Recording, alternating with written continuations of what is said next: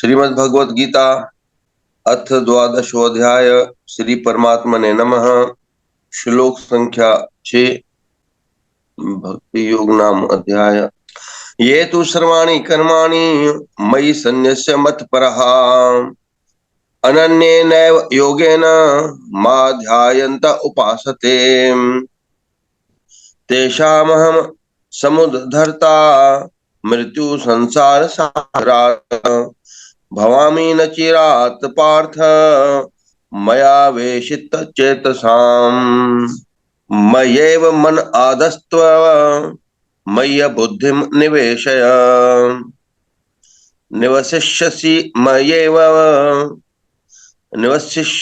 मय्येव अत ऊर्ध्व न संशयः अथ चित्तं समाधातुं न शक्नोषि मयि स्थिरम् अभ्यास योगेन ततो मामेच्छाप्तुं धनंजय अभ्यासे अप्यसमर्थो असि मत कर्म परमो भव मदर्थमपि कर्माणि कुर्वन् सिद्धिमवाप्स्यसि।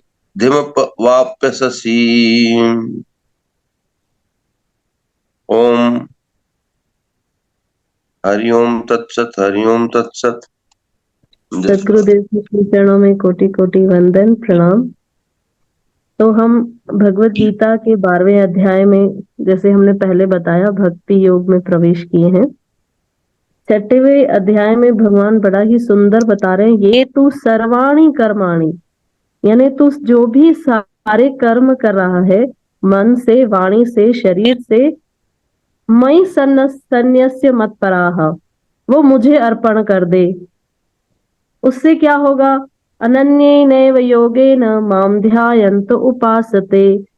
अनन्य भाव से मेरा चिंतन कर, मेरी भक्ति कर। फिर जो उसका कंक्लूजन है वो फिर 7वें श्लोक में भगवान बता रहे हैं। लेकिन इसमें बहुत ही इम्पोर्टेंट ये जो 6वां नंबर श्लोक है, बड़ी ही सुंदर व्याख्या है इसकी, कि जो भी हम कर्म कर रहे हैं वो हमें भगवान को अर्पण करने हैं। क्यों? क्योंकि जैसे हम एक सिंपल उदाहरण दें, एक एम्प्लॉय है, महीना भर काम करता है, उसे सैलरी मिलती है। सैलरी वो क्या करता है? घर के खर्च में लगाता है, कहीं वीकेंड्स में घूमने चले गए, वहां खर्च हो गए। जब तक महीना एंड हुआ, सैलरी खत्म, फिर वापस मेहनत चालू, फिर वापस सैलरी आएगी। लेकिन जो बुद्धिमान व्यक्ति है, उसके पास जो भी सैलरी होगी वो उसे पूरे रूप से खर्च नहीं करेगा, उसका कुछ ना कुछ रूप वो इन्वेस्ट करेगा, है ना। हम प्लानिंग करते हैं, हमारे पास जो भी कैपिटल रहता है, हम प्लानिंग करते हैं कि ये हम यहाँ इन्वेस्ट करेंगे, इस पे हमें इतना ब्याज मिलेगा, इतना मूल हमारा है, एटलीस्ट हमने जो मूल रखा है उतना तो हमें मिलना ही चाहिए। उसके ऊपर फिर जो हमें एक्स्ट्रा मिले वो बात है।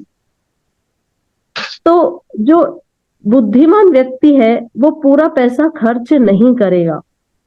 ऐसे ही भगवान कह रहे हैं कि जो तुम कर्म करते हो, जैसे हम कुछ भी पुण्य कर्म करते हैं, ठीक है, हमने दान दिया, तो कई लोगों को आज हम कलयुग में देखते हैं कि सोशल मीडिया पर छप जाता है, फलाने फलाने व्यक्ति ने इतना दान किया, न्यूज़पेपर में फोटो आ गई, हर जगह सोशल मीडिया में फोटोज आ जाती है कि इसने ये। तो भगवान कह रहे तुमने पुण्य तो किया, बहुत अच्छा कर्म किया, लेकिन तुमने उसे खर्च भी कर दिया, उसका पूरी पब्लिसिटी करके, कि तुमने इतने अच्छे कार्य किए, तुमने उसकी पब्लिसिटी कर दी, हो गया खर्च।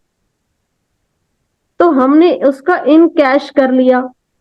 तो भगवान कह रहे हैं कि जो भी तुम कर्म कर रहे हो उसे खर्च मत करो, उसे मेरे पास धरोहर के रूप में छोड़ दो। फिर जब तुम्हारा एक ऐसा बुरा वक्त आएगा या कोई ऐसा वक्त आएगा जिसमें हम क्यों इन्वेस्ट किया, हम क्यों सेविंग्स करते हैं, कि आगे चल के अगर हमारे जीवन में कोई ऐसा समय आता है जब हमें पैसे की नीड पड़े तो वो पैसा हमें काम आए।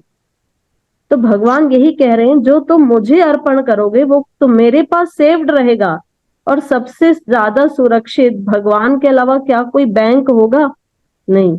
तो भगवान कह रहे हैं जो तुम कर्म कर रहे हो उसे तुम मुझे अर्पण कर दो, फल तुम्हें मिलेगा। ऐसा नहीं है कि हम बोलेंगे तो फल, अगर हम अर्पण कर देंगे तो फिर फल क्या मिलेगा? फल देंगे, वो भगवान अपनी इच्छा से फल देंगे, लेकिन हमें उसे खर्च नहीं करना है। कई लोग नाम जप करते हैं, ठीक है, बहुत अच्छी बात है, करना चाहिए। नाम जप करते हैं, फिर उसके इन रिटर्न मांग भी तो लेते हैं ना, कि भगवान आज हमने सुबह प्रातः उठ के आपका भजन किया, आपका नाम स्मरण किया, तो आज हमें ये प्रॉफिट चाहिए। भगवान ने कहा लो तुमने किया, तुमने नाम जप किया, फिर तुमने इन कैश भी कर लिया। अच्छा, फिर कई लोग ये भी भावना रखते हैं कि हम नाम जप करते हैं तो कम से कम हमारा शरीर स्वस्थ रहेगा। फिर भगवान कह रहे हैं फिर तुमने खर्च कर दिया। लेकिन संत महात्माओं को देखो, उनके जीवन से हमें सीखना चाहिए। भगवान के नाम में अपार शक्ति है। हमने उस किसे याद होगा तो हमने उस दिन बड़ी सुंदर कहानी बताई थी संत कबीर दास जी की। तो भगवान के नाम में अपार शक्ति है, लेकिन उस नाम में इतनी शक्ति है कि वो हमारे सारे दुखों को, पाप को नष्ट करने की सामर्थ्य रखता है भगवान का नाम। लेकिन संत महात्मा, आपने देखे होंगे बड़े बड़े संत महात्माओं को बीमारी हो जाती है, किसी को कैंसर, किसी को कुछ कुछ ना कुछ। क्या उनमें वो शक्ति नहीं है कि वो उस नाम से उस तकलीफ को दूर कर सकें? है, लेकिन वो इस शरीर जो आज नहीं तो कल नष्ट होने वाला है, उस पर भगवान के नाम को खर्च नहीं करते। इस शरीर को बचाने के लिए भगवान का नाम नहीं मिला है, इसे खर्च नहीं करना है, इसे बैंक बैलेंस के रूप में हमारे साथ रखना है। जब हम उस कर्म को भगवान को अर्पण कर देंगे तो वो एक धरोहर के रूप में हमारा जमा हो जाएगा। फिर आज नहीं कल जब हमें उसकी जरूरत पड़ेगी, हमें उसका फायदा मिलेगा। तो भगवान वही कह रहे हैं, तुम सब मुझे अर्पण कर दो, और ये मत सोचना कि तुमने सब मुझे दे दिया तो तुम कंगाल हो गए। जब तुम पूर्ण को पूर्ण सब कुछ अर्पण कर दोगे तो तुम भी पूर्ण हो जाओगे। ये कॉन्सेप्ट है उसके पीछे। जब हम उस पूर्ण भगवान को सब कुछ अर्पण कर देते हैं तो हम भी पूर्ण हो जाते हैं, फिर कुछ शेष नहीं रहता। आगे भगवान कह रहे हैं, तेषाम समुद्धरता मृत्यु संसार सागरात। इस संसार को सागर कहा गया। कहते हैं ना, इस संसार से, इस संसार रूपी सागर से पार होने के लिए तो भगवान कह रहे हैं कि मैं तुम्हें मृत्यु से भी पार करवा दूंगा। तो मतलब क्या हम अमर हो जाएंगे? नहीं, अमर तो कोई भी नहीं है। यहाँ तक कि जब भगवान भी अवतार लेके आए तो वे भी चले गए अपनी लीलाओं को विश्राम देके। तो जाना तो हम सबको है, मृत्यु तो सबकी निश्चित है। लेकिन भगवान कह रहे हैं जो मृत्यु का भय तुम्हारे अंदर है उसे मैं दूर कर दूंगा। लेकिन वो कब दूर होगा? जब हम अपने आप को अर्पण कर देंगे उस पूर्ण भगवान के चरणों में, तब वो जो मृत्यु का भय है वो भी दूर हो जाएगा। और इस मृत्यु शब्द पर तो इतनी बड़ी लंबी व्याख्या भी हो सकती है। मृत्यु है क्या? हम प्रत्येक क्षण मृत्यु की ओर बढ़ रहे हैं। यहाँ हमारे साथ कई डॉक्टर्स भी जुड़े हैं इस मीटिंग में, वो इस बात से सहमत होंगे कि साइंस भी यही कहता है कि हर समय एक पुरानी सेल डेड हो रही है और न्यू सेल बन रही है। इस शरीर में ये हर समय यही हो रहा है कि पुराने जो हमारे सेल्स हैं वो डेड हो रहे हैं और जो न्यू सेल है वो फॉर्म हो रहे हैं। तो मृत्यु क्या है? बस एक चेंज है। क्या है? एक चेंज है। जैसे हम पहले छोटे थे, फिर हम युवा अवस्था को प्राप्त हुए, फिर धीरे धीरे वृद्ध अवस्था में जा रहे हैं। तो एक चेंज क्या होता है? एक जो पहले फॉर्म था वो खत्म हो गया और एक नया फॉर्म सामने आ गया। तो भगवान कह रहे मृत्यु भी कुछ है नहीं, बस ये एक चेंज है। पिछले दूसरे अध्याय में भगवान इसको पूरा डिटेल में एक्सप्लेन कर चुके हैं कि मृत्यु क्या होती है। जैसे एक व्यक्ति अपने मैले वस्त्र का त्याग करता है, नए वस्त्र धारण करता है, ऐसे ही ये शरीर, ये आत्मा इस पुराने वस्त्र को छोड़कर, जो शरीर खराब हो गया है अब किसी काम का नहीं है, उसे छोड़कर नए शरीर को धारण करती है। लेकिन हमने मृत्यु को क्या कह दिया? ये एक फाइनल डेड है, डेड, खत्म, बस। भगवान ने कहा ये खत्म नहीं है, ये एक चेंज है, इट्स जस्ट अ चेंज।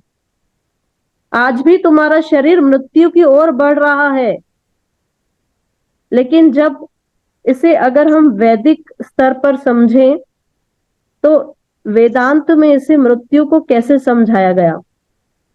कार्य का कारण में मिल जाना वही मृत्यु है। जैसे एक एग्जाम्पल से समझें, एक घड़ा है, मिट्टी का घड़ा है, पॉट, वो किससे बना? मिट्टी से। मिट्टी उसका कारण है, लेकिन जैसे ही वो घड़ा टूट गया तो वो फिर क्या बन गया? फिर मिट्टी बन गया। यानी कार्य कौन था? घड़ा। कारण कौन था? मिट्टी। ऐसे ही ये जो शरीर है ये पंच महाभूत से बना है, हम सब जानते हैं, पृथ्वी, जल, अग्नि, वायु, आकाश, इससे बना है ये शरीर, ये कार्य है। लेकिन जब इसकी मृत्यु होगी तो क्या होगा? ये फिर वापस मिट्टी को मिलेगा। हम कहते हैं ना ये शरीर मिट्टी को ही तो मिलना है एक दिन। जो जल तत्व है वो जल में मिल जाएगा, अग्नि तत्व अग्नि में मिलेगा, वायु तत्व वायु में मिल जाएगा। तो कार्य का कारण में चले जाना यही मृत्यु होती है। लेकिन हम उस मृत्यु की तैयारी करना ही नहीं चाहते। तैयारी तो छोड़ो, हम उसकी बात भी नहीं करना चाहते। कोई घर में बच्चा कह भी दे ना मृत्यु के बारे में तो हम उससे कहते हैं अरे शुभ शुभ बोलो, क्योंकि हमने मृत्यु को अशुभ समझा है। लेकिन जो निश्चित है उसके लिए भय नहीं होना चाहिए, उसकी तैयारी करनी पड़ती है। तो भगवान वही कह रहे हैं कि धीरे धीरे तैयारी करो, सारे कर्म मुझे अर्पण करो, इस कर्मों में आसक्त मत हो जाओ। फिर जब तुम सब मुझे अर्पण कर दोगे तो तुम्हें इस जो मृत्यु रूपी ये संसार सागर है इसे मैं पार पहुंचाऊंगा। इसीलिए अब आगे एक एक श्लोक की इसमें व्याख्या बड़ी लंबी है। जैसे 9वें अध्याय में भी बड़ी लंबी चर्चा हुई थी, क्योंकि टॉप मोस्ट सीक्रेट भगवान धीरे धीरे खोल रहे हैं, तो हर श्लोक पर बड़ी लंबी व्याख्या हो सकती है। आगे भगवान कह रहे हैं 8वें नंबर श्लोक में, मुझ भगवान में अपना चित्त को स्थिर करो और अपनी सारी बुद्धि मुझ में लगाओ, इस प्रकार तुम निसंदेह मुझ में सदैव वास करोगे। ये हमने कल भी चर्चा की थी कि संसार हो या भगवान, वो केवल एक ही चीज मांगते हैं, वो है मन। जैसे एक उदाहरण दिया जाए, एक बड़ा ही धनवान पुरुष है, वो लड़की से कहता है कि मैं तुम्हारे साथ शादी करने को तैयार हूं, मैं तुम्हें सब कुछ दे दूंगा, बैंक बैलेंस दूंगा, तुम्हें अपना नाम दूंगा, सब कुछ दूंगा, लेकिन तुम्हारे बारे में सोचूंगा नहीं, अपना मन तुम्हें नहीं दूंगा, वो मेरा किसी और से ही जुड़ा रहेगा। तो क्या वो एक्सेप्टेबल रहेगा वो रिश्ता? नहीं। कोई भी लड़की उस रिश्ते को एक्सेप्ट नहीं करेगी। वाइफ अपने हस्बैंड को यही कहेगी, तुम भले जिस भी हाल में रखो but at least give me your concern, आप अपना केयर, अपना कंसर्न मुझे दे दो, बस, तो जिस भी कंडीशन में आप मुझे रखो। तो भगवान भी वही कह रहे हैं, मैं तुम्हें ये नहीं कह रहा कि सब छोड़ के मेरे आगे बैठ जाओ, तुम अपना मन मुझे दे दो बस। ये जो मन हमारा संसार में आसक्त है ना, ये कहाँ जाना चाहिए? हायर टेस्ट में। ये हमने कल भी बहुत डिटेल में बताया था कि वो सबसे हायर टेस्ट भगवान का प्रेम है। एक बार जो वो चख लिया ना, फिर उसे ये सब नहीं, मजा नहीं आएगा उसे संसार में। लेकिन हम क्या करते हैं, हमने बस थोड़ी देर हमने सत्संग सुना, हमने भगवान की पूजा की, यही हो गया बस। फिर सारा दिन भर कोई भगवान की बात भी करेगा ना तो कहेंगे अरे अब ये समय ये सब बात करने का, सुबह के समय ये सब बात किया करो, भगवान के लिए सुबह का टाइम होता है, बाकी सारा दिन हमारे एंजॉयमेंट के लिए बना गया है। तो भगवान कह रहे हैं फिर तुम्हारा तो समय अनुसार उद्देश्य ही बदल जाता है। लेकिन जो भक्त होते हैं वो हर समय, हर क्षण, हर श्वास में केवल भगवान के ही रहना चाहते हैं। तो भगवान कह रहे हैं मन और बुद्धि दोनों मुझ में लगा दो, जब ये दोनों मुझ में रहेंगे तो तुम सदैव मुझ में वास करोगे। आगे भगवान कह रहे हैं, हे अर्जुन, हे धनंजय, यदि तुम अपने चित्त को अविचल भाव से मुझ पर स्थिर नहीं कर सकते तो तुम भक्ति योग के विविध विधानों का पालन करो, इस प्रकार तुम मुझे प्राप्त करने की चाह उत्पन्न करोगे। यदि तुम भक्ति योग के विधि विधानों का भी अभ्यास नहीं कर सकते तो मेरे लिए प्रयत्न करो, कर्म करने का प्रयत्न करो, क्योंकि मेरे लिए कर्म करने से तुम पूर्ण अवस्था को प्राप्त करोगे। भगवान कह रहे हैं ठीक है, आपसे ये पूजा पाठ नहीं होती, इट्स ओके, आप मेरे लिए कर्म करो। अच्छा, फिर भगवान आगे और भी कंक्लूड कर देंगे कि ठीक है, तुम मेरे लिए नहीं कर सकते, वो भी चलेगा, भले मेरे लिए मत करो, तुम अपने लिए करो, पर उसके फल को तुम छोड़ दो। भगवान पहले भी तो कहे ना कि कर्म पर तुम्हारा अधिकार है, फल पर तुम्हारा अधिकार नहीं है, तो फल को भगवान के चरणों में अर्पित कर दो। ठीक है, हमने ये किया, हमसे जितना हुआ हमने अपना 100% दिया, अब जो फल आएगा वो आपकी मर्जी, वो आपकी इच्छा। भक्त इस भाव में रहते हैं, और संसारी कैसे रहते हैं, ढीठ, नहीं मुझे चाहिए तो यही चाहिए, नहीं मिला तो भगवान है ही नहीं, मिल गया तो भगवान है। और भक्त कैसे हैं, मुझे अपनी ड्यूटी करनी है, मैंने अपना 100% दिया, अब जो मिला वो आपकी इच्छा, वो परमात्मा की इच्छा में खुश रहते हैं। तो भगवान वही कह रहे हैं, नहीं कर सकते मेरे लिए कर्म, ओके, जो कर्म कर रहे हो उसके फल को मुझे अर्पण कर दो, उसी में सब कुछ हो गया। तो ये फाइनल कंक्लूजन, धीरे धीरे भगवान आएंगे इसी कंक्लूजन पर, और आगे हम श्रवण भी करेंगे। फिलहाल तो इतनी ही व्याख्या सदगुरु की कृपा से हम कर सकते हैं। आगे सदगुरुदेव के श्री चरणों में निवेदन है कि आगे इन श्लोकों की व्याख्या करें। जय जय सदाराम। प्यारी संगत सभिनी खे जय सदाराम। ही 12 अध्याय भक्ति योग जो आहे, भक्ति यानी ही पूर्ण भाव सां पूर्ण समर्पित थी करे परमात्मा जो ध्यान करण, पंहिंजे शुभ कर्मन में भगवान जी आशीष समझण ऐं अशुभ कर्मन खां, मंदे कर्मन ऐं ख़राब वीचारनि खां बचण, उन सां ही असांजे भक्तीअ खे शक्ति मिलंदी आहे। मन सां, चित सां, बुद्धि सां ऐं पंहिंजे कर्मनि सां सदाई साफ सुथरो रहण, पवित्र रहण भी पंहिंजे पाण में भक्ति आहे। पंहिंजे उथणी वेहणी खे, आचार व्यवहार खे, खाइण खे, खाधे पीते खे, यानी हर उन्हीं शारीरिक अवस्था खे खरो सचो सोने वांगुरु रखण पंहिंजे पाण में भक्ति आहे। पंज विकारनि खां बचण पंहिंजे पाण में भक्ति आहे। त असां उन्हीं सादगी ऐं सच्चाई जे मार्ग ते हलंदा रहूं, पंहिंजो पाण परमात्मा जी प्राप्ति थींदी आहे। छो जो परमात्मा ने इन में मूल ॻाल्हि चई आहे कि तूं जेको करें थो उहो मूंखे समर्पित कर, पंहिंजे बुद्धि खे स्थिर रख, पंहिंजे भाव खे शुद्ध रख। सुठे नमूने व्याख्या ऐं उदाहरण ॾिना सोनम ने, चाहे मालिक ऐं सेवक जा, पत्नी ऐं पत्नी जा, यानी जेको असांजो स्वामी आहे, असां पंहिंजे धर्म खे निभाईंदे उन्हीं जे प्रति पंहिंजे हर कर्म खे, पंहिंजी हर अवस्था खे रखूं त उहो सदाई राखो थींदो आहे। तू मेरा पिता, तू मेरी माता, तू मेरा बंधप, तू मेरा भ्राता। अन सुंदर सुंदर भजन आहिनि, इन में सभु कुझु अची वेंदो आहे।